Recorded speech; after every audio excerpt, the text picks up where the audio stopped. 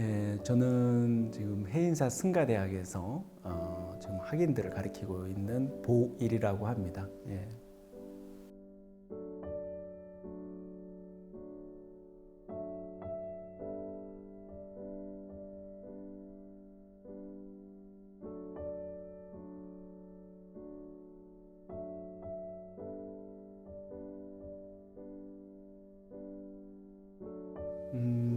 제가 인공지능을 인연을 맺게 된 것은 좀 우연이었기도 한데요. 오래전에 제가 해인사 승가대학 학인 시절에 그 당시에 저희들은 이제 졸업을 하려면 지금도 마찬가지지만 졸업 논문을 반드시 제출해야지 졸업할 수가 있었거든요. 그래서 주제는 자유였고, 그래서 도반들끼리 대체 뭘로 주제를 삼을까 해서 이렇게 고민도 많이 하고 했었는데, 어느 날 도반들하고 같이 지대방에서 뭐 이런저런 얘기하다가 뭐 인공지능 로봇 얘기가 나오고 해서 했는데, 그 인공지능도 과연 깨달을 수 있을까? 이런 얘기가 나왔어요. 그래서 우리 도반들끼리 일부는 깨달을 수 있다, 아니다, 찬반 토론이 벌어졌던 기억이 있었는데, 저는 개인적으로 너무 흥미롭더라고요. 그래서 이거를 주제로 해서 한번 제대로 연구하고 고민해 보면 너무 재밌지 않을까 싶었어요. 그래서 그 당시 제목으로 이제 인공지능 로봇의 불성 연구, 뭐 이런 이제 제목을 이렇게 달아서 한번 연구를 해봤죠. 그래서 그때 하한거 끝나고 방학도 반납하고 열심히 자료도 찾고 열심히 썼던 기억이 있습니다. 그래서 그 과정이 만만치는 않았는데 의외로 흥미로웠어요. 그래서 결과도 좋았고요. 그래서 그 당시에, 지금은 없는데 그 당시에 그 전국 조계종 학인 논문 공모전이라고 있었어요. 그때 대상도 타고 그래서 나름 이제 좀 보람도 있었고요. 했는데 이 다음에 내가 이제 비구계를 받고 뭐 여러 가지 이제 활동도 하고 공부를 좀 더 하면, 그래서 언젠가는 불교와 인공지능의 관계에 대해서 한번 제대로 연구 좀 해보고 싶다, 또는 또 책을 좀 써보고 싶다라는 원력은 있었죠. 그런데 뭐 또 시간이 지나다 보면 또 이렇게 또 많이 잊혀지고 그러잖아요. 그때도 끝나고 나서는 그 당시 자료들을 이렇게 사과 박스에다가 이렇게 다 집어넣고 이렇게 테이프로 이렇게 봉인을 하면서 언젠가는 여기 자료를 꺼내서 내가 재활용할 날이 있을 것이다 라고 생각했었어요. 그래서 어느 날 저도 이제 해인사회 와서 강의도 하고 뭐 외국에 왔다 갔다 하면서 이제 공부하고 한다고 까맣게 잊고 있었는데, 그 동국대학교의 모 교수, 스님이시죠. 이제 선배 스님께서 전화 오셔갖고 동국대학교에서 그 인공지능을 중심으로 한 4차 산업과 불교에 대해서 세계 불교학 대회를 개최한다, 학술 대회를 개최한다. 그래서 한번 논문을 한번 제출해 보는 게 어떠냐. 그래서 근데 감사하고 영광된 기회이긴 한데, 근데 왜 갑자기 우리 불교에서 이 인공지능을 얘기하지 해서 궁금했어요. 그래서 저도 그래서 다 찾아봤죠. 근데 아닌 게 아니라 세계에 제가 모르고 있는 동안에 벌써 이제 인공지능의 아주 혁신적인 비약적인 발전이 있었더라고요. 2014년도 지나면서 뭐 여러분들 알고 있는 뭐 알파고도 그랬고요. 그래서 딥러닝 기술이 개발이 되면서 인공지능을 잘 몰랐던 사람들, 관심 없었던 사람들까지 이제 인공지능에 관심을 갖게 되는 그런 계기가 됐고, 그래서 저 역시도 이제 이제 이쯤 되면 이제 인공지능이 막연한 호기심의 문제가 아니라 또 본격적으로 한번 논의해 볼 만하다, 이런 생각을 하고 있었고, 또 그 후에 어떻게 또 제가 알고 있는 이제 또 불교신문사의 이제 기자님이 또 연락을 오셔갖고 한번 이제 연재를 시작해 보면 어떠겠냐 이런 제안을 받고, 그래서 한 2년 넘게 이게 매주 연재가 됐던 내용이죠. 그래서 이거를 나름 이제 발췌 정리해서 이번에 이렇게 이 책을 이제 내게 된 거죠.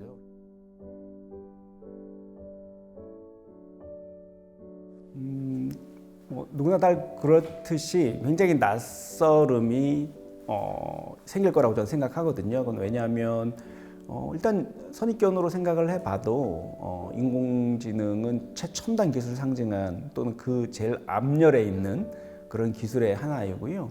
불교라는 것은 무려 2500년 전에 석가모니 부처님의 깨달음으로부터 시작된 종교이기 때문에 아주 오래된 전통이라고 할 수가 있죠. 그래서 현대적인 가장 미래 기술이라고 할 수 있는 최첨단 기술과 가장 오래된 전통이 만났다. 그 자체로도 좀 이질감도 느끼고 아니 왜? 이렇게 생각도 할 수 있을 거예요. 그런데 불교는 여러분들 아시다시피 어느 전통 못지않게 인류 역사상 인간의 마음, 인간의 의식에 대해서 아주 오랫동안 집중하고 연구하고 수행하고 천착해왔던 오랜 전통을 가지고 있습니다. 근데 이것은 놀랍게도 지금 인공지능이라는 게 말 그대로 인간의 마음, 인간의 정신, 인간의 지능을 이제 모의하고 모방하는 그런 이제 기술인데 그러기 위해서는 인간의 마음, 인간의 의식, 인간의 정신 또는 지능을 이해해야 되잖아요. 그래서 당연히 그러다 보니까 불교의 관심사, 불교의 인식의 토대, 관심의 토대하고 지금 인공지능 학계나 업계에서 관심을 갖고 있는 그 토대하고 너무 공통된 토대를 갖고 있는 거죠. 그래서 한마디로 일치합니다. 한쪽에서는 어쨌든 기술적인 분야로 어떤 미래의 인간을 위한 기술을 만들어간다 그러면 우리 불교 같은 경우에는 인간의 마음을 통해서 우리 마음의 안식 또는 깨달음을 위해서 하는 종교라는 거기서 차이가 있을 뿐이지 기본적인 토대는 같이 하고 있다는 거죠. 그래서 다른 듯 하면서도 너무나 닮아 있거나 공통된 기반을 같이 하고 있다 이렇게 말씀드릴 수 있습니다.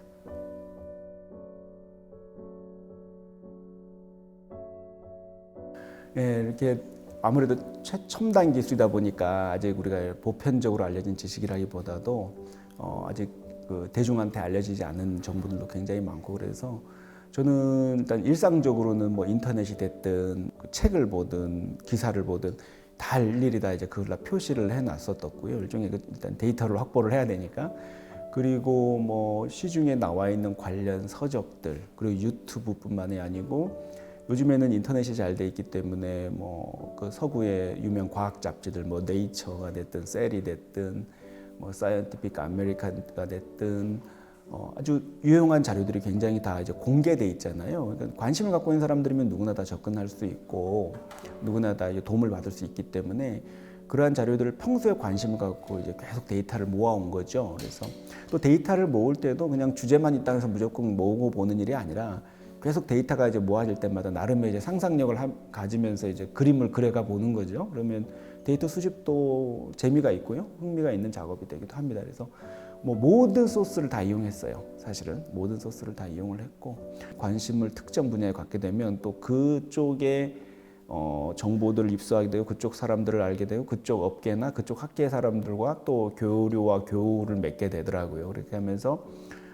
이제 만나면서 직접 인터뷰 아닌 인터뷰도 진짜 하게 되고 그러다 보니까 이제 우리가 일반적으로 얻을 수 없는 아직까지는 대중적으로 얻을 수 없는 정보나 데이터도 습득할 수도 있을 기회도 많았고요. 예, 그래서 그런 방식으로 이제 데이터들을 모았습니다. 예.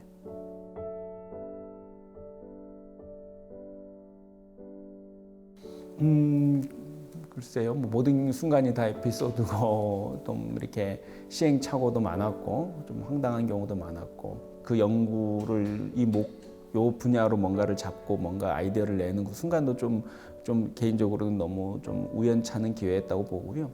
글을 쓰다 보니까 처음에는 제가 이제 글을 쓴다고 생각을 했는데 오히려 그 반대로 글을 쓰면서 제가 이제 어떤 지금 인공지능뿐만이 아니라 세상에 돌아가는 여러 가지 현상들에 대해서 보는 시선이 많이 달라졌어요. 오히려 제가 이제 배워가는 느낌? 오히려 내가 글을 써서 뭔가 세상에 선보이는 게 아니고 글을 이렇게 준비하다 보니까 사소한 변화도 그냥 지나치지 않게 되고 또 이 세상의 변화에 대해서 그냥 남들이 얘기하거나 쓴 글을 그냥 읽고 듣는 게 아니고 내 생각, 내 사유를 이렇게 끊임없이 정리하고 고민해보는 그런 시간들이 됐던 것 같아요. 그래서 오히려 글쓰기라는 작업이 꼭 내가 남한테 내 생각을 드러내는 문제가 아니라 오히려 내 생활을 바꾸고 내 사유 방식을 바꿔가는 과정이 돼서 저는 이 책이 이제 준비되는 과정, 그 과정 속에서 그게 아주 인상적인 경험들의 순간이 아니었나, 그런 거의 연속이 아니었나 그런 생각을 해봐요.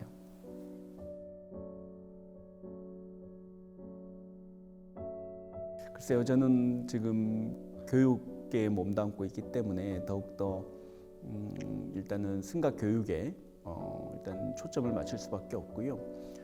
잘 아시다시피 요즘 그 출과자 격감 문제에 따라서 지금 현재 강원 교육 현장, 그러니까 승가대학 교육 현장에서 학인 수는 이제 해마다 이제 눈에 띄게 지금 감소하고 있고요. 이 문제는 굉장히 이제 심각한 문제라고 봅니다. 이건 단순히 어떤 불교만의 문제라기보다도 사회 변화하고도 맞물리는 문제이기도 하고요. 근데 그렇다고 하더라도 어떻게든 승가가 존속하고 불교가 유지되기 위해서는 이 문제에 대해서 우리가 머리를 맞대고 어떤 고민과 대책들을 이제 수립해야 되지 않나 그렇게 생각합니다.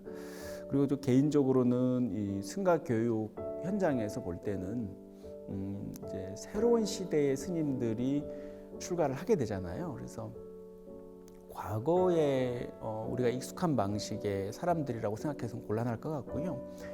이렇게 디지털 시대에 익숙하고 디지털 시대에 태어나고 디지털을 사용했던 사람들이 이제 스님이 된다고 했을 때 이 사람들이 원하는 방식은 어떤 것인지 또 원하는 세상은 어떤 건지에 대해서 우리가 귀를 기울여야 되고 그거를 또 승가 교육에서도 아주 충분히 반영이 돼야 된다고 저는 생각을 합니다. 그래서 과거의 방식도 전통적인 방식도 우리가 잘 지켜나가야겠지만 또 그 안에서 또 우리가 어떤 혁신을 가져올 것인가 이걸 진지하게 고민을 해야 될 시점이라고 봐요. 그래서 그 구체적 대안으로는 다양한 프로그램들을 좀 개발을 해서 이 다양한 배경을 갖고 출가하는 시대의 이 미래 세대의 스님들한테 관심도 나눌 수 있고 또 이 사람들이 정말로 와서 자유로움을 느낄 수 있고 할 수 있도록 새로운 프로그램들을 끊임없이 교육 프로그램들을 개발할 수 있어야 된다고 생각합니다.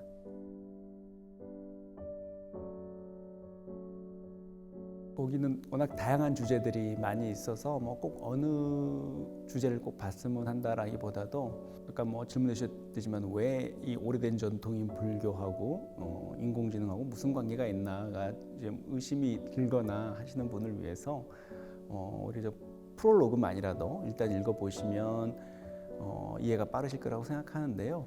그 내용은 이 변화 그러니까 부처님께서 마지막 열반 직전에 남기신 유훈대로 세상이 빠르게 변화하기 때문에 우리가 어떤 태도로 어떤 자세로 어떤 시선으로 이 시대를 바라보고 살아가야 되는지에 대한 답이라고 저는 생각하거든요. 그래서 독자분께서 좀 바쁘시거나 아니면 뭐 이런 책이 어떻게 가능해? 라고 이렇게 의문을 가지시는 분들은 그 프롤로그를 좀 읽어보시면 불교가 왜 인공지능에 관심을 갖고 아니면 그 반대의 경우도 마찬가지고요. 하는지에 대해서 좀 이해가 될 것이라고 저는 생각해요. 그래서 뭐 하면 뭐 프롤로그 정도만 읽어보셔도 왜 스님이 하필 인공지능을 갖고 부처님 말씀을 전하려고 하는지가 이해되실 거라고 저는 생각합니다.